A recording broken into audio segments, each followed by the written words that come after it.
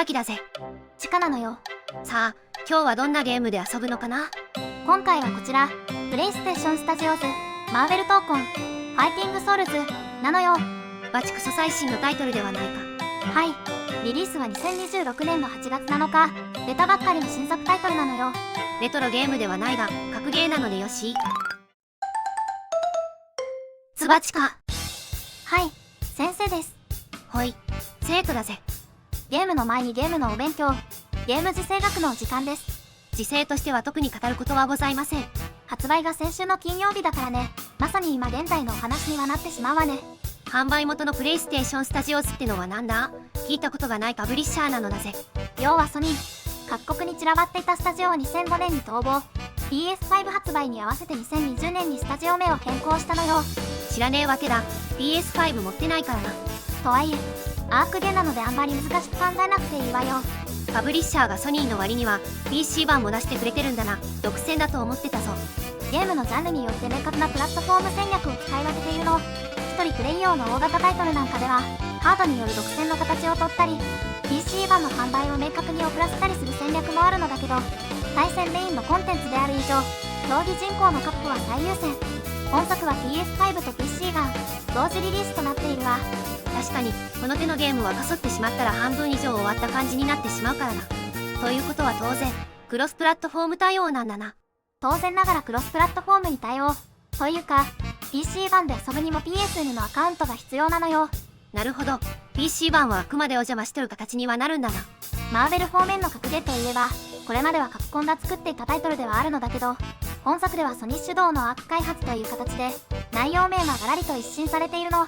これ系のタイトルってなんか一回言ったら大勢ではやくちゃにされて試合が終わるイメージしかないのだぜ。従来作は即死に永久、何でもありの世紀末仕様だったわね。世紀末に別の意味を与えたのはそもそもアークだろ。ところがどっこい、本作はそのあたりがすごく丁寧に調整されているの。プレイヤー側が理不尽と感じるような要素を徹底して排除してあるわ。本当にいい？コンボゲーって後からどんどんわけのわからん永久が見つかるもんだろ。本作では明確にコンボの上限が定められているの。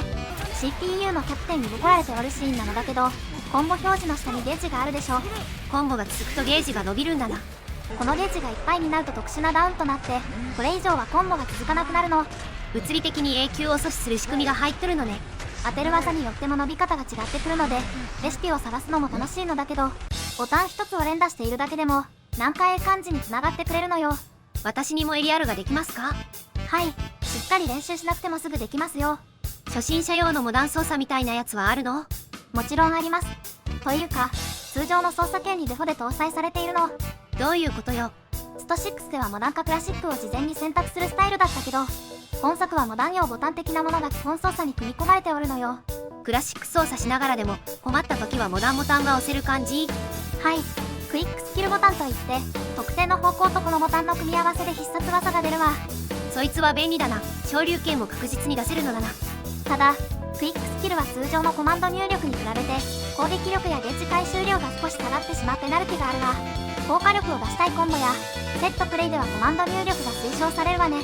なるほど、使い分けが重要なのだな。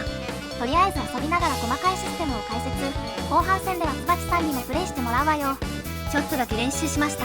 いやこれほんまおもろいゲームなので流行ってほしい、そう思って今回ねじ込みました。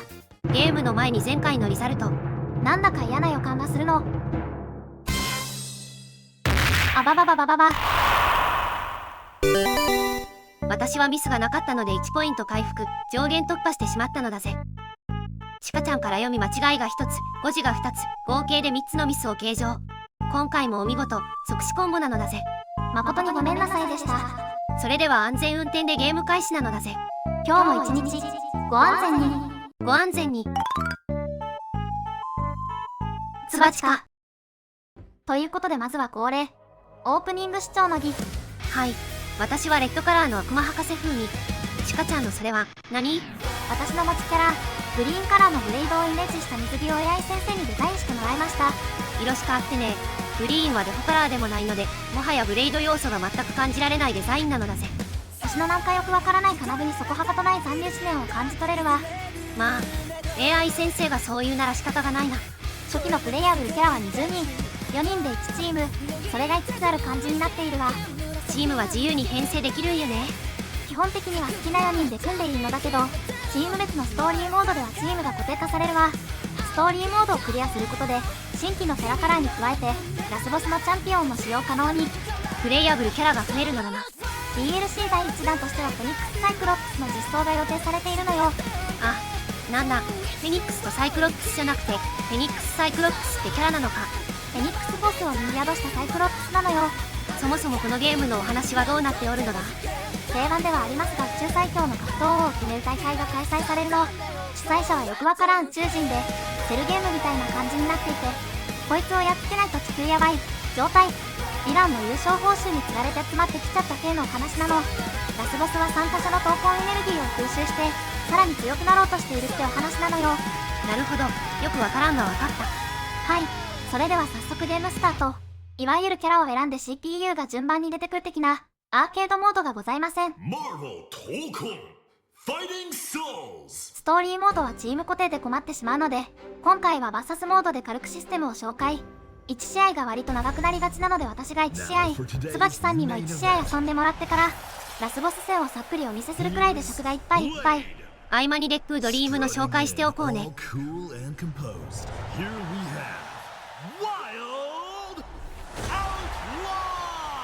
4人で1チーム、チーム名は2つの単語を組み合わせる形で選択可能となっているが、なんかヒロアカ風なお姉ちゃんが出てきたぞ。ミズ・マーベルね。ミズ・マーベルを名乗るヒロインは複数にいたりするのだけど、本作に登場するミズ・マーベルは2014年の4代目、パキスタン系アメリカ人のムスリム女子高生。比較的新しいヒーローなんだな。初代は77年とかだけど、能力とかは全然違うのよ。何この曲。妖刀村正の切れ味、思い知るがいい。私が勝ったら一緒に写真撮らせてね。対戦相手基準の BGM を設定したせいでブレイドの登場シーンがシュールな感じに。マーベルちゃんの曲なので。おっと、いきなりデジ使って中断技、それは食らわんぞ。光って洗て。クイルって追撃まだいける。今の出弾でコンボリミットゲージがいっぱいにもう繋がらないわ。なるほど。クイがないのでおしまい。クイってのが下のゲージ横の専用のやつか。刺した位置に瞬間移動できるかななど、コンボを伸ばす目的で使用できるけど3発まで。なくなったら少し隙のあるモーションでリロードする必要があるわ。この女子高生、ヨガでもやっとるのか。手が伸びまくっているぞ。そういう能力なのよ。このゲームの大きな特徴として、体力ゲージはチーム全員で共有なの。このお姉ちゃんを倒したからといって次のダーマが飛び出してくるわけではないのだな。4対4のチーム戦でありながら1キャラしか使えなくても問題がない作り。バトル中にも自由に交代できるけど、あんまり交代してる人を見ないわね。勝てるぞ。いつでもいいよ。ラウンドを取られた側は次のラウンド開始時にアセンブルゲージが追加されるの。下のゲージは超必殺技用だろ。そのゲージは何に使うんだ。ガッタンに使用したり、コンボ中に仲間を呼んで追撃したりって分野で使用するわ。ラウンドを取られる以外にも壁破壊によって割った側にも追加されるの。ほんとだ、壁を割ったらこっちのゲージが増えた。これによってアシストの2人でも使用可能に。通常のアシストはノーコストで呼べるのだけど、コンボ中に呼び出すとなるとゲージが必要なの。なるほど、上のゲージを使うことでコンボにアシストを絡めて伸ばせるのだな。最初は1ゲージしかないからね。開幕からはちゃめちゃなことはできない作り。ラウンドが進んで場が煮詰まってくると想像できることが増えてくる感じになるわ。徐々にボルテージが上がっていく感じなのね。攻めは割と苛烈なものになりやすいので、すっからかんだとバッキャンができないの。盛大超必殺技 KO だな。確保しろ。とどめを刺してやる。画面下にあるのがスキルゲージ。これも最初は最大が100なんだけど、仲間が1人合流するたびに上限が25上昇するの。敵はフルメンバー揃っているので上のゲージも下のゲージも最大なんだよ。レベル1の超必殺技は50消費で、レベル2だと100消費。このラウンドを落とすと敗北って状態だと150消費の大技を打つこともできるわ。敵の方はその大技ってのが打てる状況ではあるのか。あとは必殺技を強攻撃ボタンで使用すると、いわゆる EX 必殺技、こちらは25消費となっているわ。超い一杯出てきすぎ。この手のゲームは総じて画面がうるさい。3対3でも割とはちゃめちゃが押し寄せてきてたのに4対4だと自キャラを無理しないかねない。状況判断は的確に行う必要があるわ。これは慣れるまでは大変そうだな。あかん、捕まった。ちなみにこちら CPU レベルは最大の5でプレイしております。死んだ。超必殺技でリーサル。はいはい、コンボうまいね。上手上手。4割くらいは簡単に持っていくんだな。高レベルの CPU はとにかくコンボがうまいの。一応トライアウト的なモードで基本コンボを学べるのだけど、高レベルの CPU にボコられているとそういうルートもあるんやなって発見もまだまだあるわね。まだ出たばっかりのゲームだからな。試行錯誤で伸ばしていくしかない部分はあるのよね。まだ伸ばせるけど欲張ると安定しないってケースでは封印することも多いが、ゲームがゲームだけに不安定なコンボをミスってそれがそのまま敗因にもなりかねない。対戦してると結構見るわよ。何回は知らんけど今のは多分なんかミスったんやろなって。あかん、これはまずい。なんか上のゲージがなくなったぞ。ディスアセンブル、ブレイクアウトみたいなもんで10秒程度こっちはアセンブルゲージが使用できないわ。従来タイトルではガッキャンの安全な切り返しってイメージだけど、本作にはガッキャン返し的な要素があるの。それのタイミングが完璧だとこっちのゲージをブレイクしてくるのよ。回復したな。実戦で決めるのは難しいけど高レベルの CPU は頻繁に使用してくるわ。あかん、体育からの AR。 当然追撃も来るわよね。うわ、見えんかった。中断なんだわ。うわぁ、もうはちゃめちゃやんか。死んだ。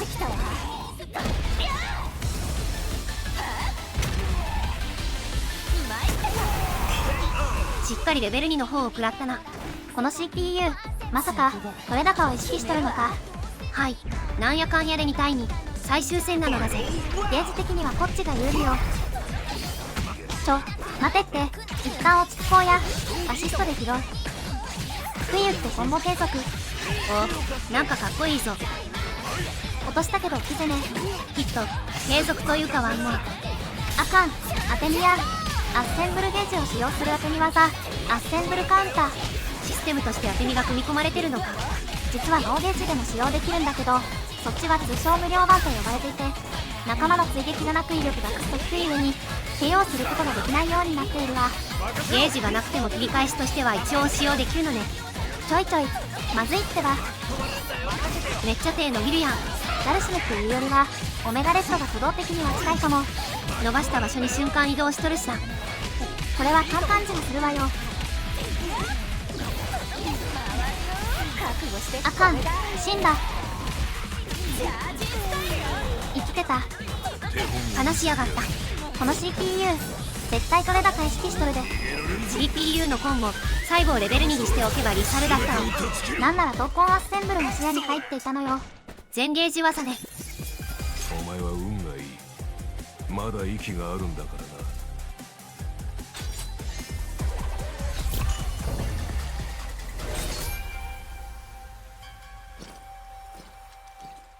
かっこいい。やった。つばちか。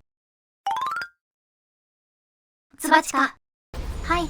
というわけで椿さんの番です。はい、素人代表な気持ちでプレイしますね。選んだファイターは悪魔博士にマグニット、ゴーストライダーにデップって構成ね。ネタ的に悪魔博士は入れときてあがね。マグニートの声は大塚ホーチューだでこれも外せにあて。ゴーストライダーは中身がニコラス・ケイジだもんねよ。デップーはネタで入れたがや。名古屋弁のようなものでお届けします。さすがにすっとはしんどいけん。ナチュラルに火打ち弁混ざるけんの。ギリギリ関西連プライまででお願いします。あんまりどぎつい方言は日本語字幕が必要になるからね。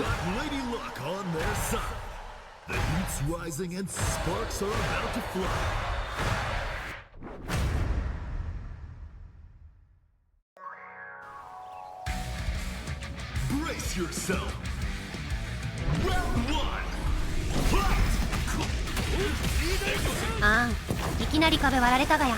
はい、敵にゲージ1本プレゼント。中攻撃連打。アシストボタンをな、ペタッと押したろ。マグニートだぞおめえ。しゃがみ筐体区、勝手に飛んでいく。連打で何回へ感じに。即座にやり返されてくるさ。あかん、エリアルノーとはチャンスなんやな。床バウンド状態。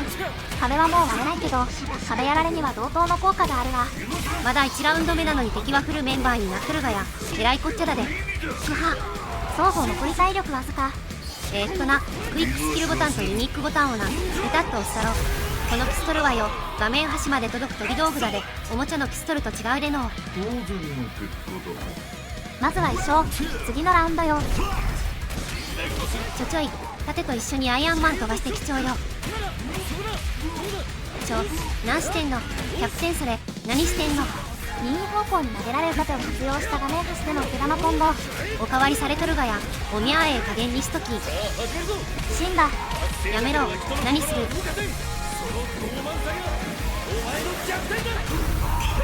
ボッコボコやないか。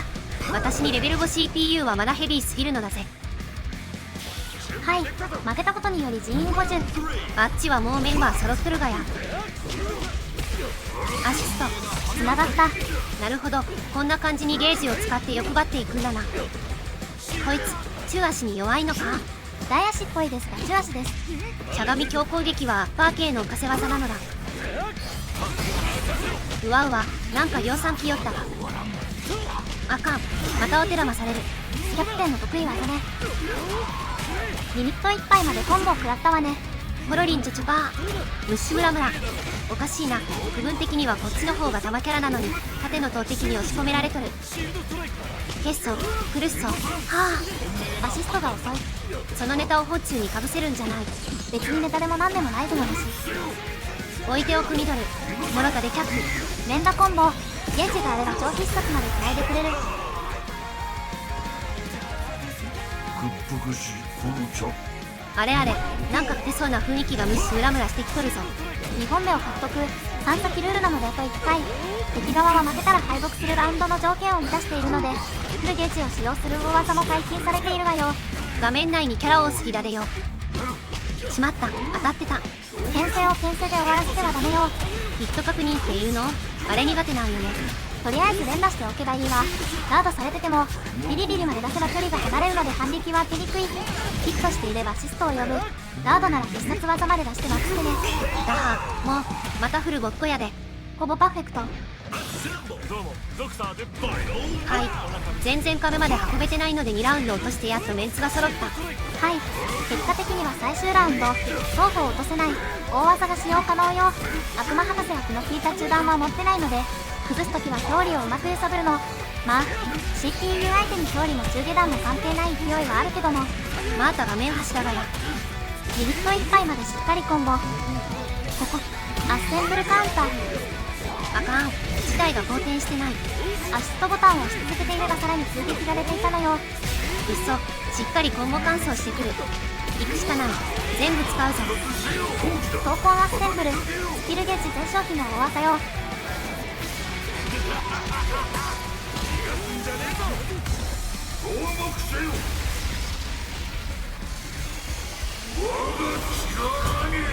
さすがにちょっと残るか。とはいえ大ダメージ。敵に使われる前に仕留めるのよ。クラウダギャ、悪魔の魔法よ。なんか当たったわ。まさか勝てるとは思ってなかったわ。そなたは民主主義の象徴であり、民主主義とは核も弱いものだ。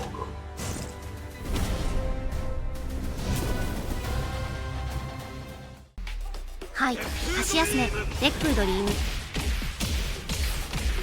世界の平和を俺ちゃんが守る。同じ技に複数のコマンドがあってな。隠しコマンド版は演出が変化するぞ。春木察しよう。君はいくつ分かったかな。テラコヤス。レッツゴーウェイド。こちらはリュウコランブ仕様。よし、神手にろ。あ、カメラこっち。こちらは鳳凰脚仕様。メタ構成的には通常版のデックドリームと隠し入力版の2種類で、突進部分だけ無駄にバリエーションがある感じね。はい、ラスボスを紹介しておしまいにしましょうね。バトル開始前に交代。ブレイドのチーム、主役はゴーストライダーなのよね。ブレイドしか使わんからどうでもええかと思いきや、チームメンバーが変わると色々違ってくるのよ。ポジションによってもアシストの役割が違ってくる。1枠目はシューター、主に弾を撃つ。2枠目がバーティカル、対空風に。3枠目がアサルト、多段攻撃や高速力の高い攻撃だ。アシストで弾を撃ってから追いかけるのが基本だけど、メンツが変わると弾の速度や挙動も変わるからね。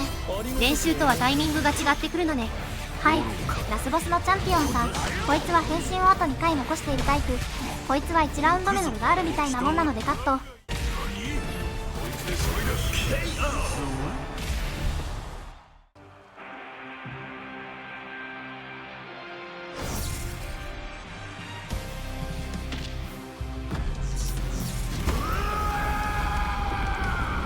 声が源田鉄章だりゃ。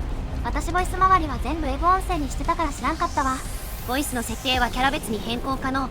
無駄に多数の言語に対応しているぞ。間もなく我がコレクション新たな星が加わることとなる。懇談は宮須星人版の半馬裕次郎だろ。筋肉が全てを解決する系のボスなのよ。はい、ラスボス第2形態。椿さんでちょっと隠れているけど専用のゲージを持っているの。はい、なんかベルトみたいなマークと空っぽのゲージだな。時間経過で勝手に伸びるゲージなんだけど、特定の技を使用することで速度をアップさせられるの。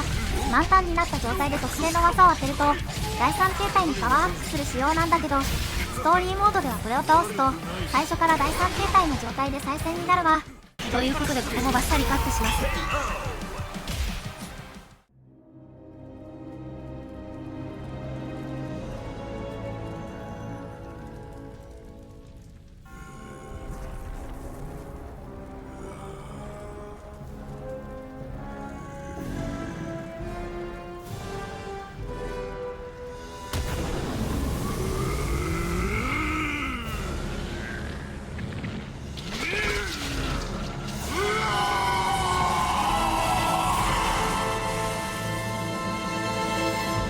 ということで最終戦。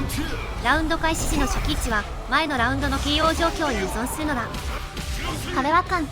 割れる壁はギルティ同様仕切り直しな感じだが、割れない壁は追撃が可能。コンボを伸ばせる環境だ。質量を持った分身出しすぎないよお前。画面内に同じキャラが同時に複数いる感じに。チャンピオンは仲間がおらんからね。ゲーム的には主要の範疇ではある。ここまで見てきたけど、基本的には敵 CPU もずっとメインの1キャラのみで戦っていたな。基本的にはあんまり交代してるの見たことがないし、熱帯でもキャラチェンジを使ってるのはあまり見ないわ。まだリリース直後なので複数キャラを使いこなせる人が多くないっていうのもあるかもしれんな。とはいえ格ゲーなんでね、キャラ相性ってのも確実に存在するの。明確に不利な組み合わせも出てくるので、そこを埋められるようなサブキャラの練習も必要になるかもしれない。覚えることは多いようで、全キャラ共通の使用も多いのよね。必殺技のコマンドなんかは原則として全員で共通ね。波動拳、昇竜拳、竜巻とした2回のコマンド、各キャラ4つの必殺技って感じにはなっとるのよね。その点は夏目さんとこのガンダムにも近い配慮。超必殺技は個々にコマンドが異なるけど、それもアシストとユニークの同時をして出せるからね。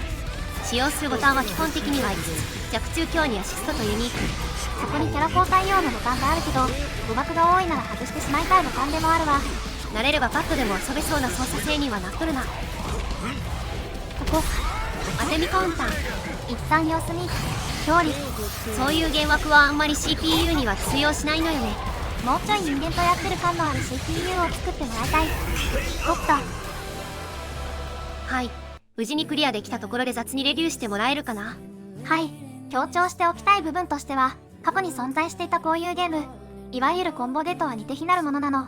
見た感じは似たようなもんに見えるかもしれないけど、半ば調整を諦めて永久もしようみたいな雑な部分がないの。それどころか理不尽な要素は極力排除しようという意識を強く感じる内容。いわゆる中下弾同時攻撃の実質ガーフみたいな行動ができなくなってるんよね。見た目は派手でごちゃごちゃしとるけど、内容的にはシップなタイトル。スト6の柔道になんかもやってる人におすすめかも。ガードさせて有利な技ってのがあんまりないので、攻防のターン切り替えが分かりやすいんよね。個人的には流行ってほしい。今ホットな格ゲーなんだけど、公式からあんまり日本で売ってやるぞ敵がいを感じないのよね。私もこれ最初は公式のキャラ紹介でも見ようと思ったんだけど、このネット社会において公式サイトどこよってなった。ネットの海原で迷子になっていたのだぜ。やっと見つけた公式らしきところも全部エゴっていうね。公式の一時情報が少ないので、情報系ポータルサイトの特集記事に頼ることになるんよね。今年のエボでオープンベータの発表があったレベルなので、公式大会で盛り上がるとすれば来年のお話。来年のメイン種目入りはおおむね確定として、2年目3年目と人気を維持できるかどうかだな。キャラ周りがマーベルオンリーって部分では日本では厳しい部分もあるとは思うけど、ゲームとしては面白いので流行ってほしいのよね。ちかちゃんはマーベルについてはマジで何も知らんというか、そもそも興味もない人です。完全新規の IP に比べれば見たことあるってキャラもいるくらいね。私も実写映画しか知らんケースが多いけどな。北米人気が確保できていれば運営は続くと思いたいけど、できれば日本でも流行ってほしい。そこそこお値段するのはネックではあるな。競技人口を確保したいなら安くするべきだとは思うけどね。本作は流行ってくれ。個人的な願望やないか。ちなみに Steam レビューでは賛否両論。それはポンコツ PC の人が最適か不足じゃなんじゃと低評価爆撃しておる部分も多いからね。格ゲー界の新しい柱に育つといいな。つばちか。つばちか。